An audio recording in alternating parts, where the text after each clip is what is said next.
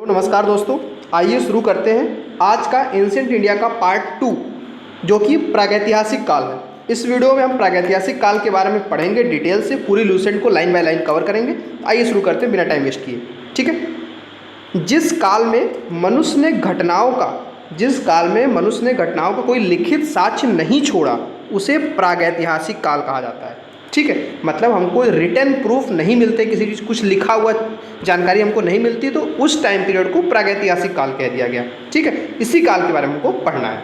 मानव विकास को उस काल को इतिहास काल कहा जाता है जहाँ से लिखित साक्ष्य मिलने लगते हैं, जहाँ से हमको कुछ लिखित जानकारी मिलने लग जाती है, उस टाइम पीरियड को इतिहास कहा जाने लगता है।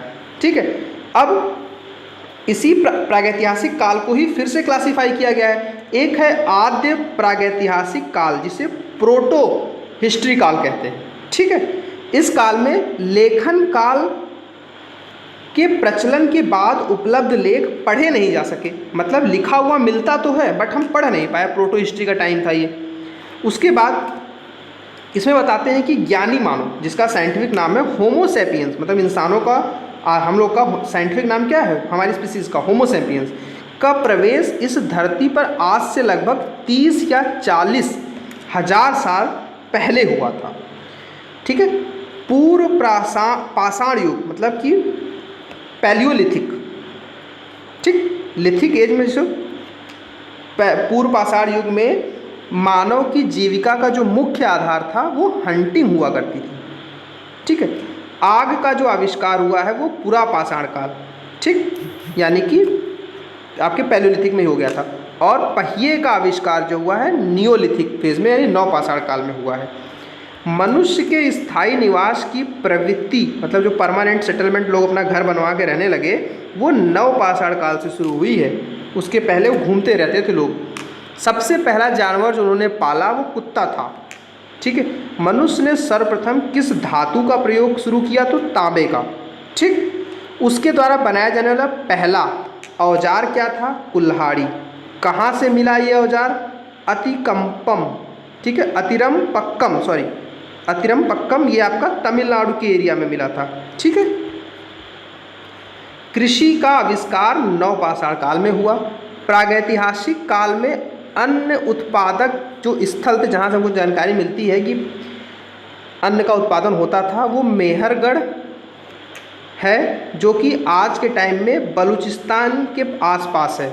ठीक है, कृषि के लिए अपनाई जाने वाली सबसे प्राचीन फसलों में गेहूं एवं जौ आती है। ठीक है, ये ओल्डेस्ट क्रॉप्स हैं जिनको इंसानों ने उगाया था। उसके बाद बात करें तो पल्लावरम नाम का स्थान है। ठीक है, जहाँ पे प्रथम भारतीय पुरापाषाण कलाकृति की खोज हुई थी। ठीक है, मतलब फर्स्ट पैलियोलिथिक साइट जो है, या फिर जहाँ से हमको कुछ चीज़ मिली खुदाई के बाद, वो स्थान का क्या नाम है, पल्लावरम। ठीक है, भारत में पूर्व प्रस्तर युग यानी कि पूर्व पाषाण युग के अधिकांश औजार किस चीज़ के बने थे, स्फटिक के बने थे। स्फटिक एक तरह का पत्थर होता है, तो स्फटिक पत्थर से बने हुए थे। ठीक है, भारत में सबसे प्राचीन नगर जो मिला है वो कौन सा था, मोहनजोदाड़ो। और वहाँ की भाषा किस में लिखी हुई है, तो सिंधी भाषा। मतलब मोहनजोदाड़ो वर्ड का जो मतलब, अगर सिंधी भाषा में जो वहाँ प्रचलित था बताया जाए, तो उसका मतलब होता है मृतकों का टीला।